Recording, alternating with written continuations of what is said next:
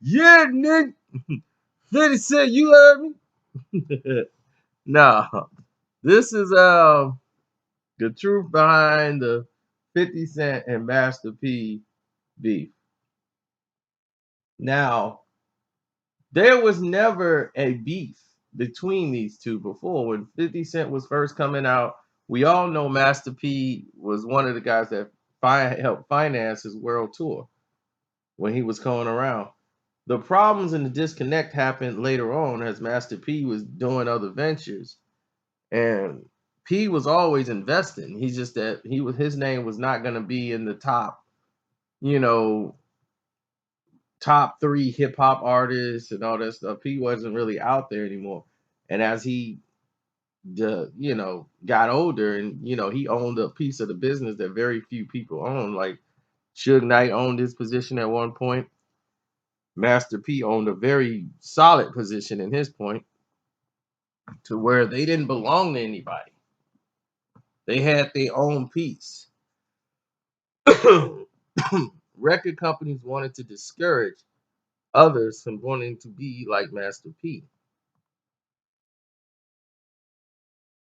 And when Master P decided in 2006, 2007 that he's going to start changing his lyrics around because he realized, look, I was part of the problem. I don't want my kids to grow up in this environment that I'm helping create because now the music is going into a realm where there's no more variety, it's more the sameness.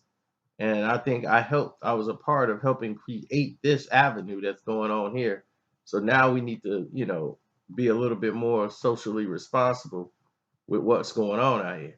That's dangerous to put that message out to the hip hop world because once you put that message out to the hip hop world, what you're saying is to the rest of the carefree world, meaning hip hop in general, where it is now, you're a threat to artists like 50 Cent.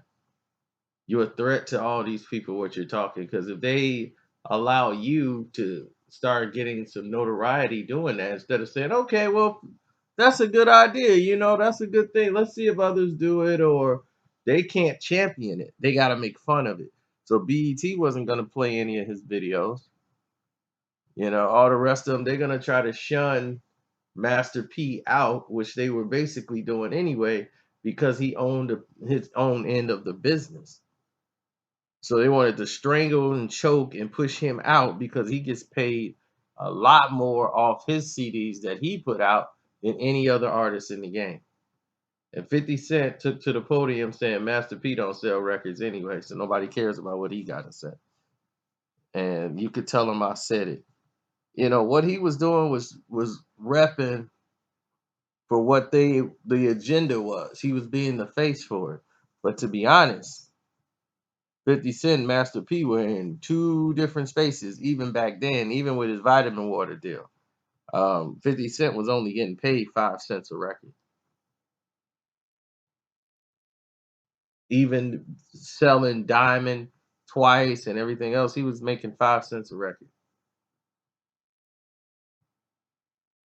So 50 cents, basically his finances, the majority of the money he made was outside of the record business.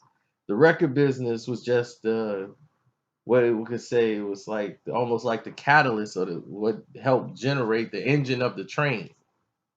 Everything was engineered off of the music. He was able to get those deals because he had the hottest records out. He got this deal because that record's hot. This record's hot. So he can get the Reebok. He can get the vitamin water. He can get all these other deals. But as far as him off a actual record deal, eh. So that's the situation that was between him and Master P. And Master P was like, man, as a man to man, you can sit down and talk to me and we can have a conversation about it. And we can go from there, just like men would do. But the hardest thing in this world is to trust that someone else has your best interests in mind when they're doing something, especially when it comes to the business. And when 50 Cent would ride and champion for Jimmy and Dre and all of them who don't like, hey, we don't want to be out there. We'll let 50 do it. We can't put Eminem out there to say nothing. We can't have Eminem make a statement about hip hop in general that may sway the public left or right. We got to have him toe the line. Because if Eminem says something, then people could turn against him. But let 50 say it. 50's, he's always out there. 50's going to champion for us. But in the end, 50 going to do what he want to do. And that's just that. It's your boy Carcino. I'm out.